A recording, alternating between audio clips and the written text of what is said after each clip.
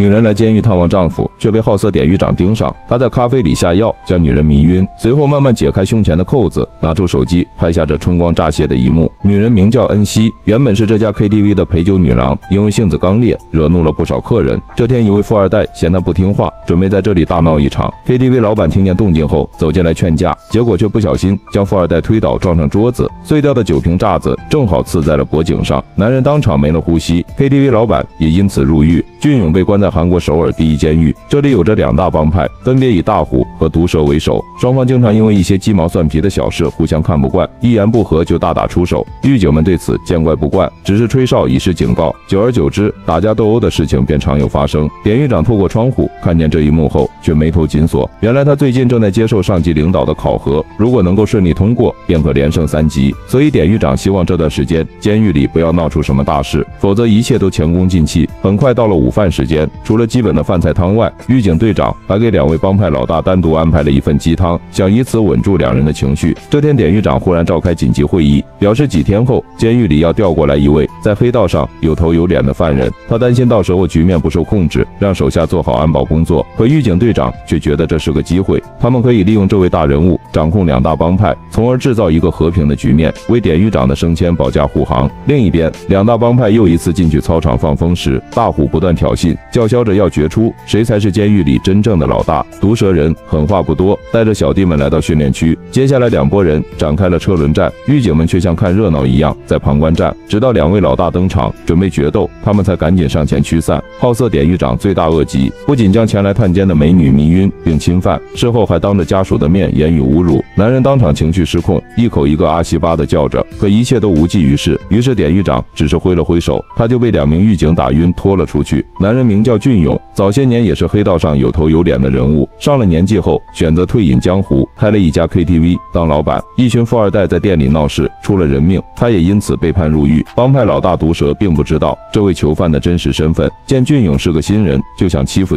他，结果却被男人当场打成了猪头。典狱长得知此事后，亲自接见了俊勇，并提出有事情想请他帮忙。原来监狱里2大帮派一直水火不容，典狱长知道俊勇有些手段，想让他从中调节一下，为监狱制造一个和平友好的环境。为表诚意，典狱长还提出了十分诱人的条件。其实另一位帮派老大就认识俊勇，10年前他在建筑工地上上班的时候，亲眼目睹男人带着10几个小弟干翻了一个上百号人的帮派，场面甚是血腥，所以大虎是打心底里佩服对方。到了放风时间，俊勇刚出来坐上凳子，大虎便带着众小弟向他鞠躬问好，并自报家门。毒蛇见状也凑过来为昨天的鲁莽道歉。俊勇问他们俩谁年龄比较大，在得知大虎比毒蛇大4岁之后，便笑着让2人当场结拜为兄弟，从此以后以和为贵，不再闹事。典狱长在楼上看到此景象后，笑得合不拢嘴。狱警队长也在座位上欢呼雀跃。典狱长一旦升职，他便是最有可能接受这份职位的人，所以总的来说，典狱长升职就等于自己升职。狱警队长当然高兴。从此之后，监所里出现了前所未有的和谐，有时甚至让人有种莫名的不习惯。很快上面就下达命令，典狱长被调到首尔政府工作，职位连升好几级。他喜出望外，在一个阳光明媚的日子里召开大会，并邀请了几名当红女星上台表演，感谢囚犯们这些天来的和平相处。殊不知，这将是他们最后的狂欢，因为不久之后，上面会派来一位新的典狱长。富二代叫了4名公关女郎陪酒，拿出针管往酒杯里注射不明药物，随后眼神示意一旁的陪酒女喝下，见女孩不肯，他就摔碎酒瓶准备闹事。KTV 老板闻讯前来劝架，结果却不小心将富二代推倒撞上桌子，间接害对方丢了性命。